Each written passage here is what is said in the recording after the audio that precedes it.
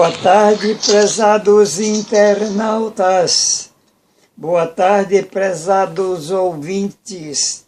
Este é o programa A Verdade Presente.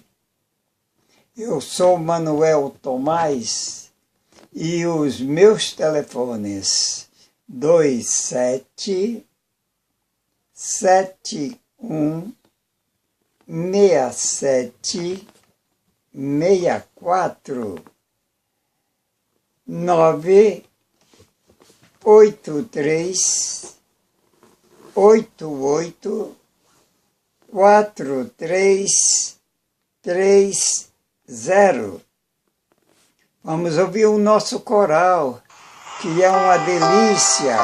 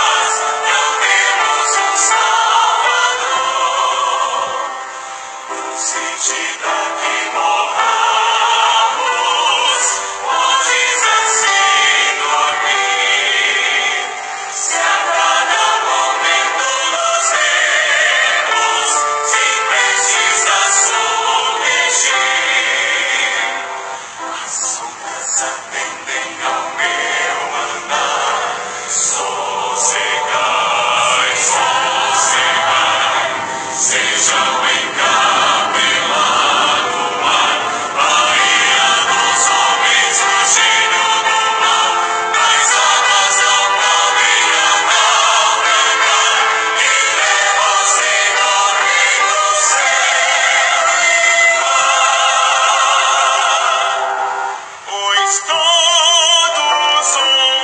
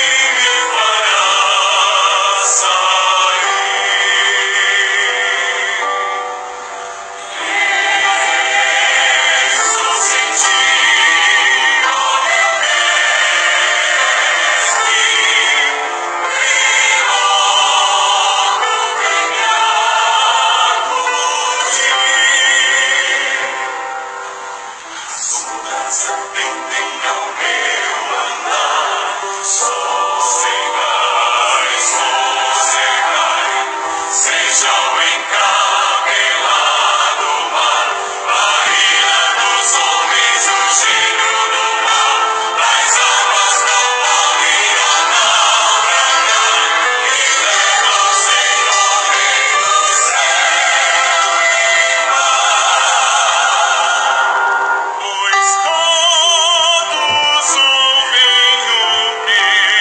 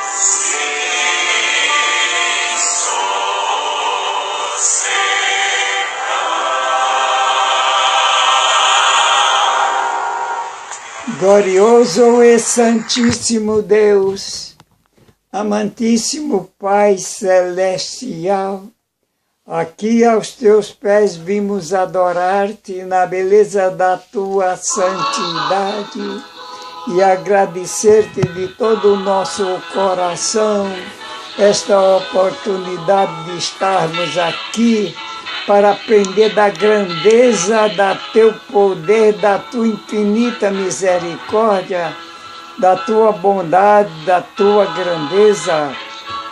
Meu Deus, meu Pai, ajuda cada ouvinte a entender este programa. Este programa é muito importante, é uma lição que deixaste para a humanidade. E tem por título, Chegou para a hora, Noé. Chegou a hora, Noé. Pois bem, Noé achou graça diante de Deus. Eis a história de Noé. Noé era um homem justo, íntegro, entre os seus contemporâneos. Noé andava com Deus. A terra estava corrompida à vista de Deus e cheia de violência. Viu Deus a terra e eis que estava corrompida, porque todo ser vivente havia corrompido seu caminho na terra. Então disse Deus a Noé: resolvi dar cabo de toda a carne, porque a terra está cheia de violência, violência dos homens. Eis que os farei perecer juntamente com a terra, com a habitação existente na terra. Animais, árvores, aves, todos iam perecer, com exceção de alguns, por causa desta terrível condição na qual a terra se tornou. No início, os meses correspondiam 30 dias cada mês. Um ano tinha 360 dias, e ainda baseado em Gênesis, capítulo 7, verso 4, 6, 11, 17, e o capítulo 8, verso 14, Noé entrou na arca, esperou 7 dias, e depois desses 7 dias, choveu 40 dias e noites, e 40 dias, 40 noites, e ele completou 600 anos de vida. No ano 601, aos 27 dias do primeiro mês, ele saiu da arca. Logo 7, nós temos aqui o seguinte: 13 mais 7 mais 40 vai dar 300, mais 27 igual 380 dias esteve Noé na arca. 387 dias esteve Noé na arca. Finalmente chegou a hora. Prata e ouro são os ídolos deles, daquelas pessoas que vivem na face da terra, que viveram e que vivem hoje em dia ainda. Obra das mãos do homem, tornam-se semelhante àqueles antediluvianos viventes da terra hoje em dia. Eles os fazem e quantos neles confiam, como diz Salmo 115, o verso 4 e o verso 8, ainda mais, nos dias de Noé, uma dupla maldição repousava sobre a terra. Ainda em consequência da transgressão de Adão e do homicídio perpetrado por Caim, isto, contudo, não havia modificado grandemente a face da natureza. A raça humana conservava ainda muito de seu primitivo vigor. Apenas poucas gerações se passaram desde que Adão tivera acesso à árvore que devia prolongar a vida, a existência do homem. Ainda se media por séculos. Houvesse aquele povo de longeva vida com suas raras capacidades para planejar e executar, se dedicado ao serviço de Deus, e teria feito do nome de seu Criador um louvor completo na terra onde houvesse seres racionais. Eles, porém, deixaram de fazer isso, não desejando conservar a Deus em seus conhecimentos. Logo vieram a negar sua existência. Adoravam a natureza em lugar do Deus da natureza. Bosques extensos que conservavam a folhagem durante o ano todo eram dedicados ao culto de deuses falsos. Os homens excluíram Deus de seus conhecimentos. Adoraram as criaturas, criaturas de sua própria imaginação, e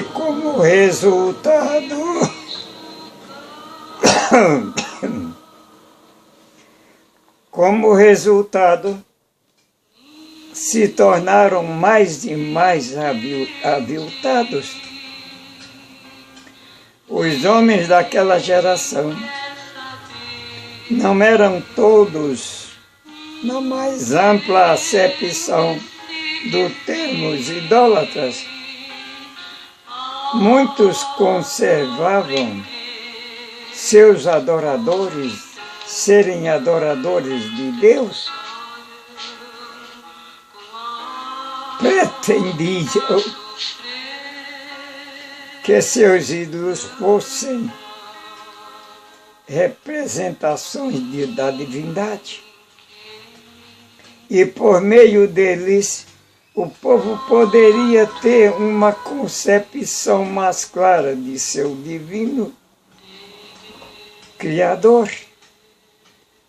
Essa classe estava entre as principais que rejeitaram a pregação de Noé, esforçando-se eles para representarem a Deus no meio de objetos materiais, cegavam a mente a sua majestade e poder e deixavam de entender e praticar seus deveres para com o Criador. Ora, naquele tempo, havia gigantes sobre a terra. Gênesis capítulo 6, verso 4.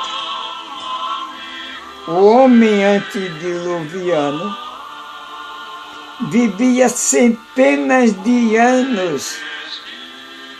E quando alguém tinha 100 anos de idade, era considerado apenas um jovem. Aqueles longevos tinham mente e corpos sadios. Eles subiam no palco das ações a partir das idades de 60 a 100 anos de vida, cerca do tempo que os que vivem mais agora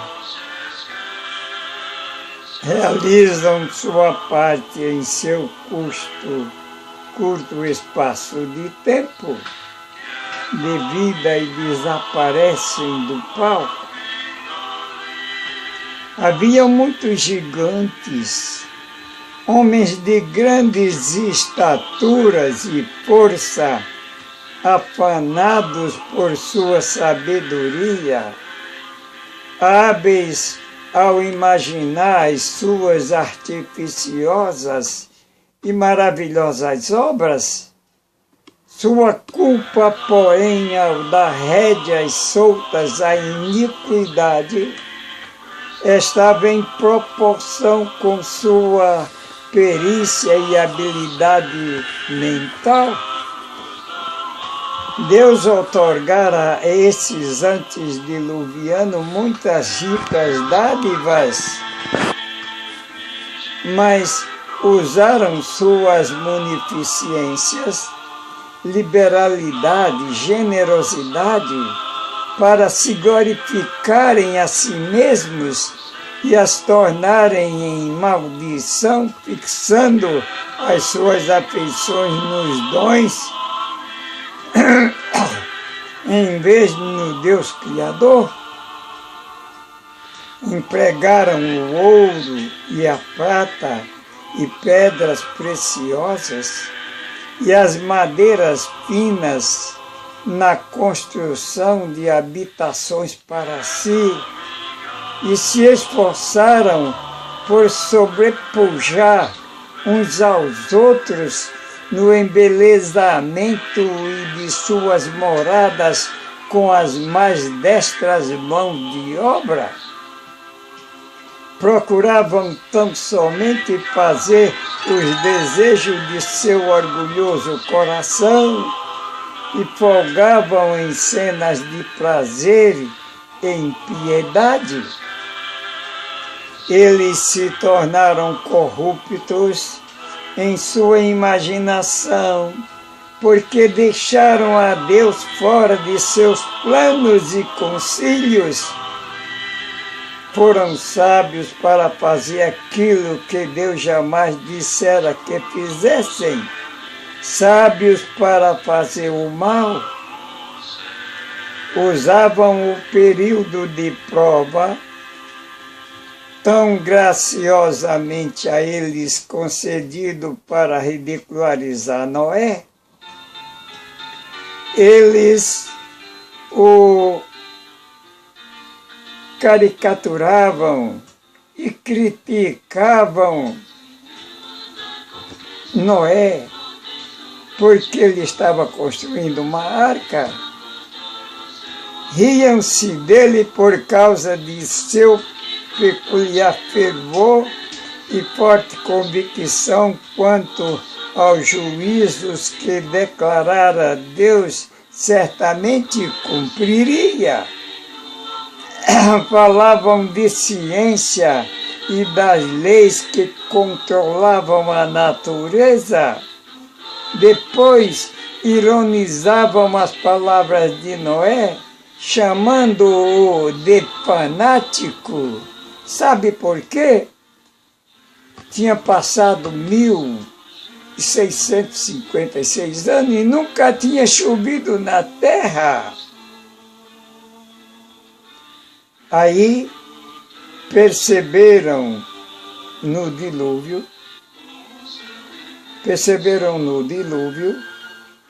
grandes obras de artes e da habilidade humana que o mundo de hoje conhece? As artes destruídas eram mais do que as elogiadas de hoje? Ao observar o mundo, viu Deus que o intelecto que ele dera ao homem achava-se pervertido, que a imaginação de seu coração era somente má. E isso achava-se pervertido. Isso acontecia continuamente. Deus dera conhecimento a esses homens, dera-lhes valiosas ideias, a fim de que pudessem levar a efeito seus planos. O Senhor, porém, observou que aqueles que ele desejava que possuíssem sabedoria, tato e discernimento estavam usando cada faculdade da mente para glorificarem-se a si mesmos e nenhuma glória para o Criador. Pelas águas do dilúvio, baniu Deus a terra e aquela raça longívora, raça de longívos, e com eles pereceu o conhecimento que haviam usado unicamente para o mal. Ao ser reprovada a terra, confirmou o Senhor sua sabedoria aos homens, mais moderadamente, concedendo-lhes apenas a habilidade de que necessitavam ao levarem avante o seu grande plano. O mundo de hoje sente muita satisfação em falar dos progressos de nossa época.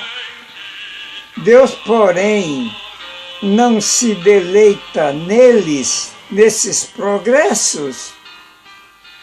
Pode-se dizer dos homens atuais, assim como dos que existiam antes do dilúvio, que eles buscaram muitas invenções, como está escrito em Eclesiastes capítulo 7, o verso 29. Esses descendentes de Adão, recém-saídos das mãos de Deus, possuíam habilidades e poderes que jamais observaremos agora em quem quer que seja. Aqueles que viveram antes do dilúvio estavam apenas a uns poucos passos de Deus, o Criador do mundo e seus habitantes. A vida longa, aproximado 1000 anos, e os desenvolvidos intelectos outorgados àqueles homens poderia ter sido usado no serviço de Deus para toda a eternidade. Seu vigor intelectual, entretanto, aquela poderosa força perverteu-se para desonrar a Deus. Ao se separarem de Deus, colocaram os homens sob o controle de Satanás. Os talentos foram confiados aos homens a fim de serem usados para o serviço próprio, quando deveria ser para o serviço de Deus. Há apenas um caminho seguro para qualquer homem, e esse é o caminho da observância ao assim diz o Senhor, Ageu, capítulo 2, verso 4, verso 6 e verso 11. Pois bem, mais um tempo de prova para Noé. Aconteceu que depois de 7 dias vieram sobre a terra as águas do dilúvio, e não foi fácil para ele ver seus conterrâneos, seus colegas, seus amigos, seus vizinhos, seus conhecidos serem tragados pelas águas. Chegou a hora para Noé. Durante 7 dias, depois que Noé e sua família entraram na arca, não apareceu sinal da borrasca, da tempestade vindoura. Fora durante este tempo provado sua fé. Foi um tempo de triunfo para o povo lá fora. A aparente demora confirmavam-os na crença de que a mensagem de Noé era uma ilusão e que, na realidade, o dilúvio jamais viria. Isto apesar das cenas solenes que haviam testemunhado dos animais entrando na arca. Continuaram eles ainda com seus divertimentos e orgias, fazendo mesmo pilhérias daquelas assinaladas manifestações que Deus não aprovava, mas que estava para revelar o seu poder. Reuniram-se em multidão ao redor da arca. Perdão, pesado ouvinte, eu me emociono muito quando penso e esclareço essa história. Escarnecendo eles estavam de Noé e dos que estavam dentro da arca. Pois bem, com uma arrogante violência, a que nunca antes se havia arriscado, estavam assim procedendo, não ameaçando, não ridicularizando de Noé, mas do Deus de Noé, que havia prometido mandar o dilúvio. Ao final dos 7 dias, começaram a juntar-se as nuvens.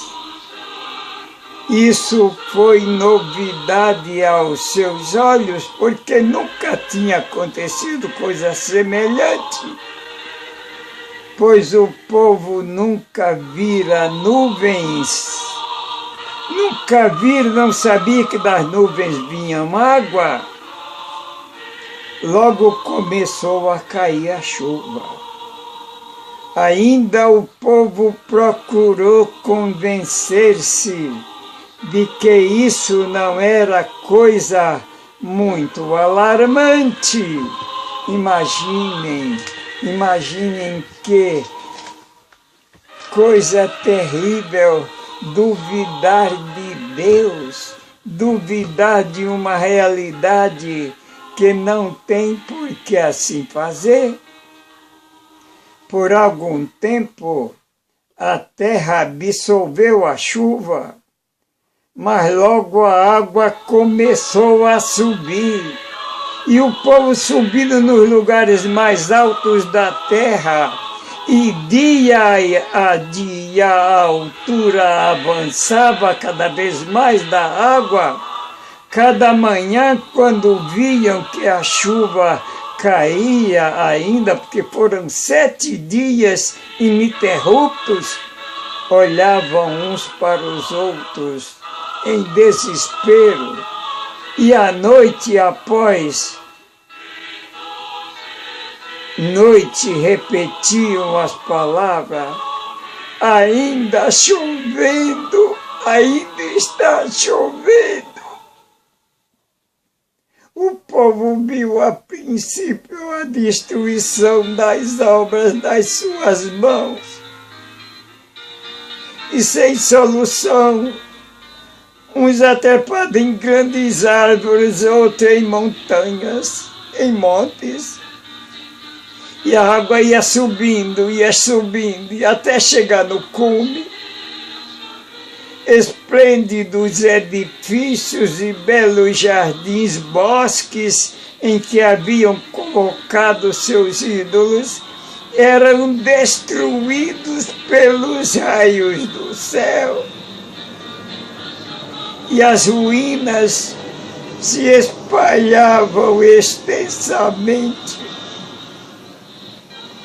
O terror dos homens e dos animais, os uivos, os gritos, os gemidos, eram indescritíveis. Por sobre o estrondo da tempestade, ouvia-se o pranto de um povo que tinha desprezado a autoridade de Deus.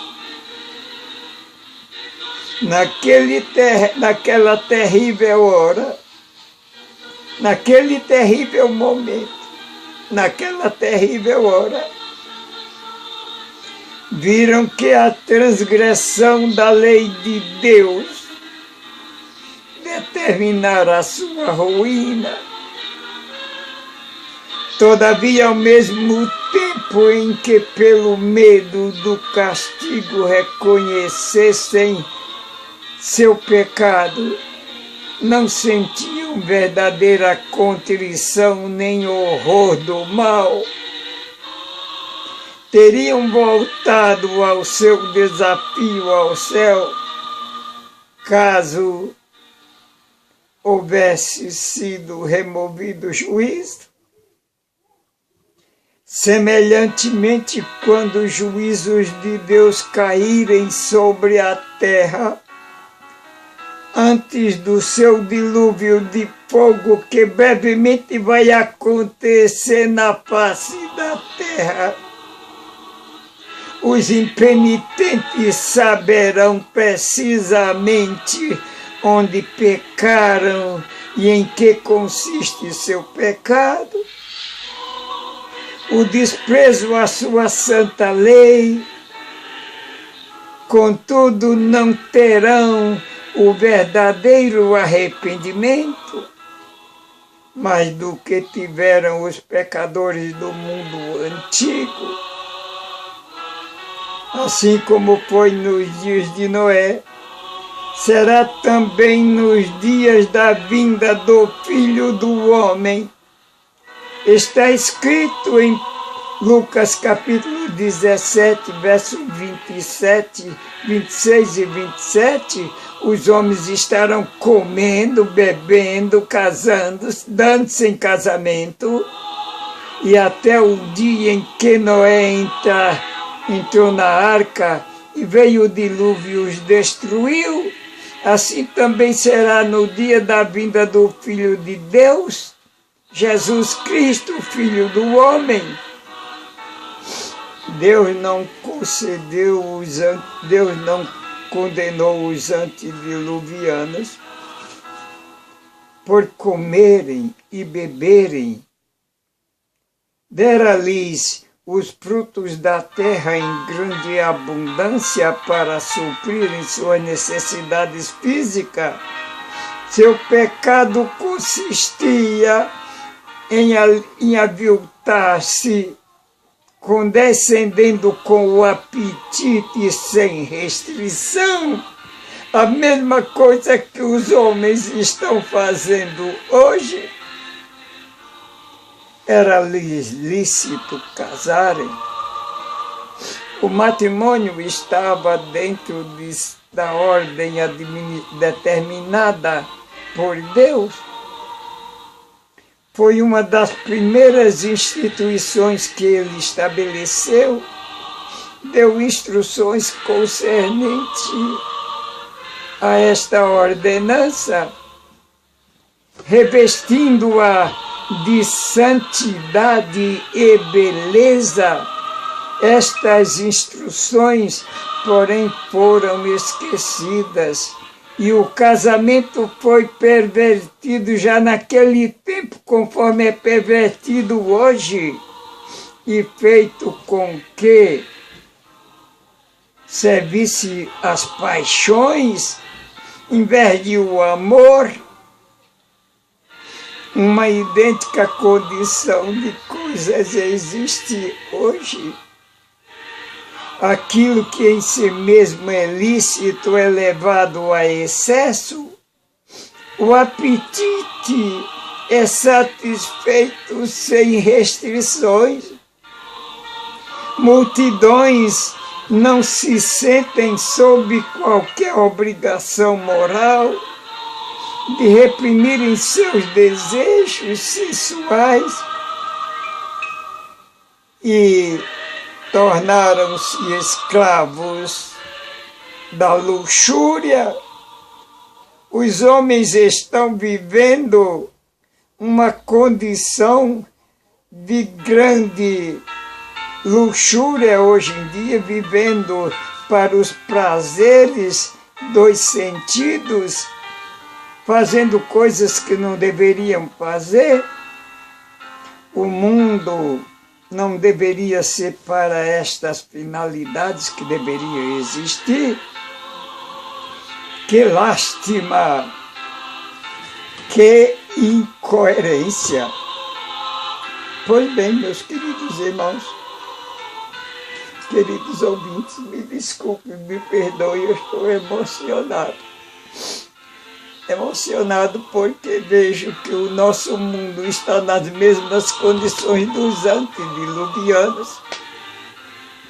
O quadro que a inspiração nos deu do mundo antediluviano representa muito verdadeiramente a condição a que rapidamente a sociedade moderna caminha, estando a encerrar-se o seu tempo de graça. Entregavam-se os antediluvianos a divertimentos e festas excitantes, a mesma coisa que está acontecendo hoje em dia.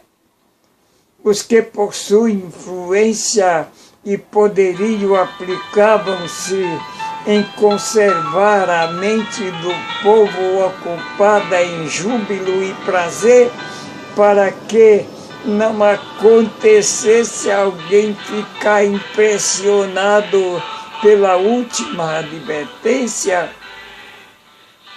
Antes do dilúvio, Deus enviou Noé para divertir o mundo.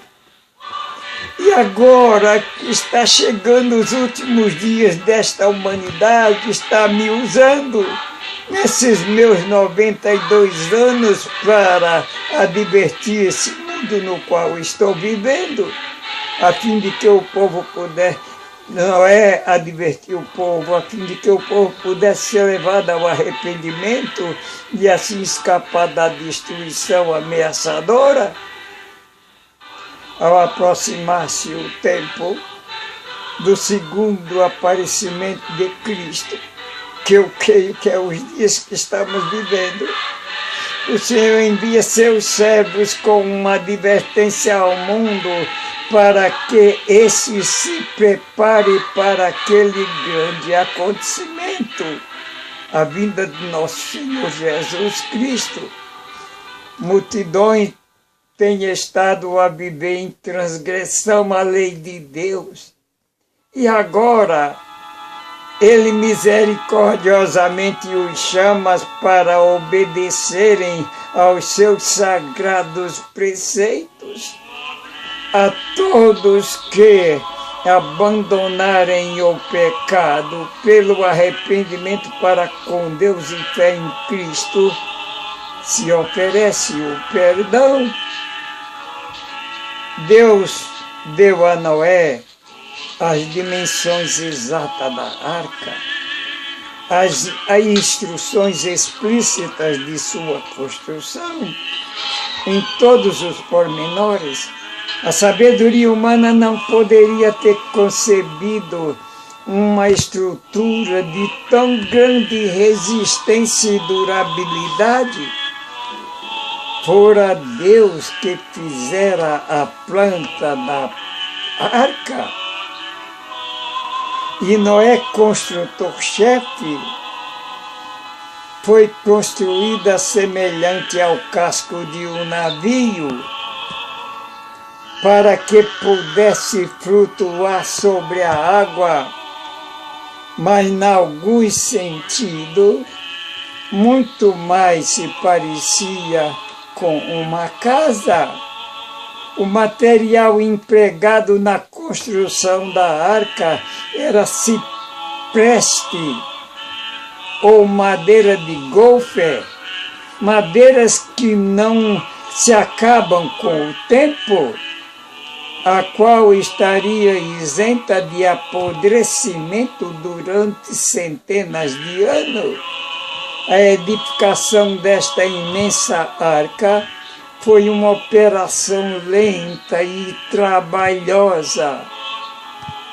Os homens que viviam naquele tempo eram de estatura muito grande, possuíam força espantosa. As árvores eram muito maiores e sobrepujavam em beleza e proporções perfeitas a tudo que os mortais possam contemplar hoje. A madeira destas árvores era de fibra fina e substância dura, mais semelhantes, neste sentido, a pedras. Exigia muito mais tempo de trabalho.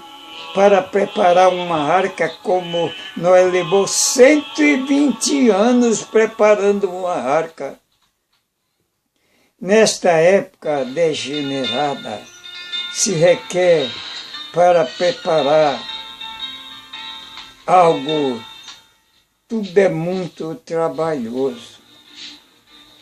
Pois bem, imagine naquela época em que não haviam serras conforme tem hoje de aço especial, não havia ferramentas conforme existe hoje, com tanta facilidade, não havia maquita, não havia furadeira, não havia nada disso.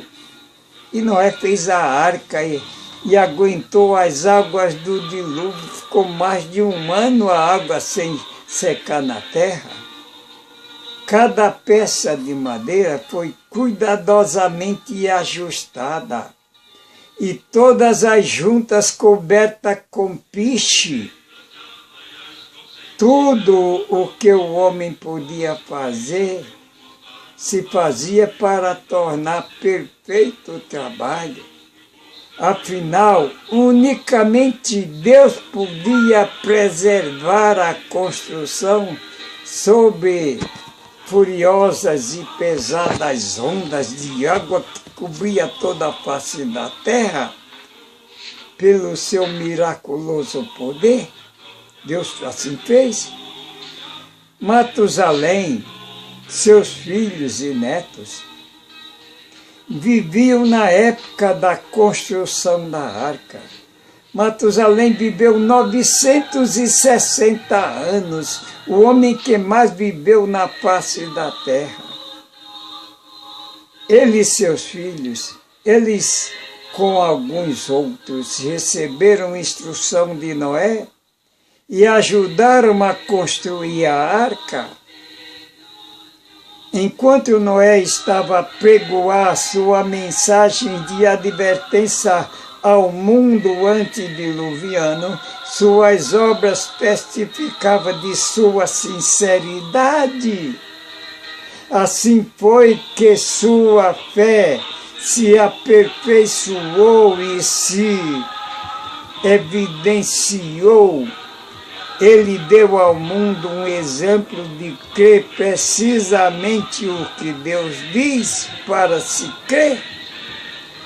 Tudo quanto possuía, empregou na arca. Não pediu dinheiro a ninguém emprestado, nem fez campanha para construir a arca. Ele empregou tudo quanto tinha para construir a arca.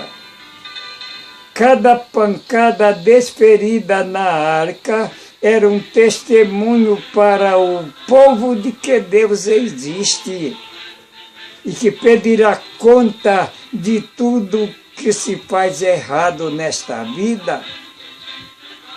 Finalmente chegou a hora, disse o Senhor a Noé: entra na arca tu e toda a tua casa, porque reconheço que tens sido justo diante de mim no meio desta geração. Gênesis capítulo 7, verso 1. Noé tinha fielmente seguido as instruções que recebera de Deus. A arca estava construída e todas as suas partes conforme o Senhor determinara, e estava provida de alimento para o homem e os animais, e agora o servo de Deus fez o seu único e solene apelo ao povo: entrem vocês também na arca, com um desejo angustioso que as palavras não podem exprimir. Solicitou que buscassem refúgio enquanto ainda poderiam achar. De novo rejeitaram suas palavras e levantaram a voz em galhofa e escárnio. Subitamente veio o silêncio sobre a turba mofadora. Animais de toda a espécie, os mais ferozes, bem como os mais mansos, foram vistos vindo das montanhas e florestas, encaminhando-se silenciosamente para a arca. Ouvia-se o rumor de um vento tempestuoso, e eis que as aves estavam a juntar-se de todos os lados, escurecendo-se o céu pela sua quantidade, e em perfeita ordem passaram a entrar na arca. Os animais obedeciam ao mandado de Deus, enquanto os homens eram desobedientes. Quando viu os animais da floresta para a porta da arca, e Noé os acolher. Eles por tanto tempo haviam resistido à mensagem que Deus lhe dera, negando-a, que a consciência não se impressionava mais. A misericórdia havia cessado. Os seus rogos pela raça culpada. Os animais do campo e as aves do céu tinham entrado no lugar de refúgio. Noé e sua casa estavam dentro da arca. E o Senhor fechou a porta por fora, a porta maciça, que era impossível aquele que dentro estava a fechar. Girou vigorosamente e vagarosamente ao seu lugar por meio de mãos invisíveis, Noé ficou encerrado. E os que rejeitaram a misericórdia de Deus excluído, o selo do céu estava na porta. Que ninguém se engane. Nos diz em Mateus capítulo 24, 38 e 39. Porquanto assim como nos dias anteriores ao dilúvio comiam, bebiam, e não se aperceberam senão quando veio o dilúvio e os levou a todos. O pecado do mundo de Noé foi a intemperança. E a intemperança é o pecado de hoje. Hoje o pecado demonstrado pela intemperança no comer e beber e desonestidade é tão acentuado que Deus não tolerará para sempre, nem por muito tempo mais. O homem leva a excesso aquilo que é lícito e todos os seus organismos da raça humana sofrem as consequências da violação das leis que o Senhor estabeleceu neles. A intemperança no comer e beber se está avolumando. Põem-se as mesas com toda espécie de alimento que visam satisfazer o apetite. Pois bem,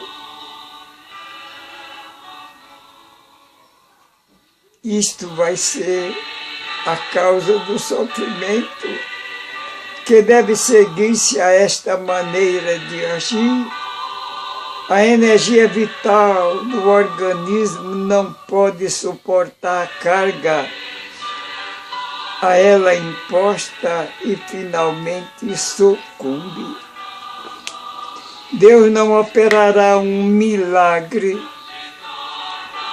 para anular a perversa violação das leis da saúde e da vida.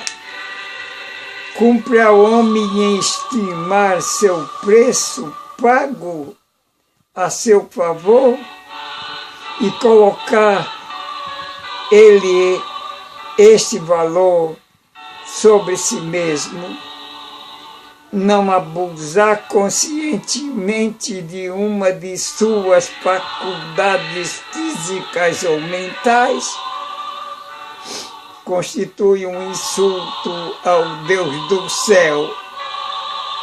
O fazer o homem o mau uso de suas preciosas energias, ao colocar-se sob o controle de instrumento satânico e se embrutecer pela condescendência com aquilo que é ruinoso à saúde, à piedade e à espiritualidade, embora a perversidade do mundo fosse tão grande, não obstante, concedeu o Senhor aos homens 120 anos de prova, nas quais, se desejassem, poderiam arrepender-se. Mas apesar da paciência de um bom e misericordioso Deus, as pessoas não aproveitaram suas oportunidades. Por um pouco, sentiram-se amedrontados, receosos de continuar tão imprudentemente como haviam feito. Depois os hábitos depravados triunfaram sobre a imprudência.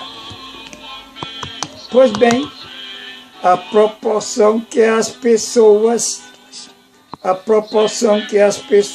resistiram à convicção seu discernimento se tornava obscurecido e fortalecido seu desejo de seguir sua conduta impenitente.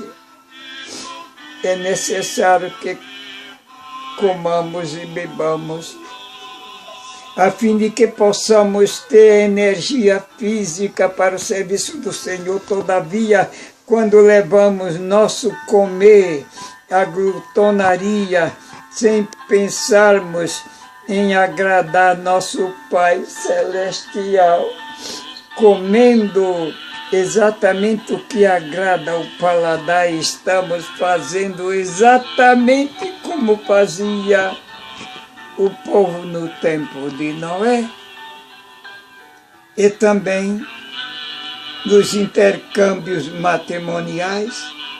Portanto, assim como nos dias de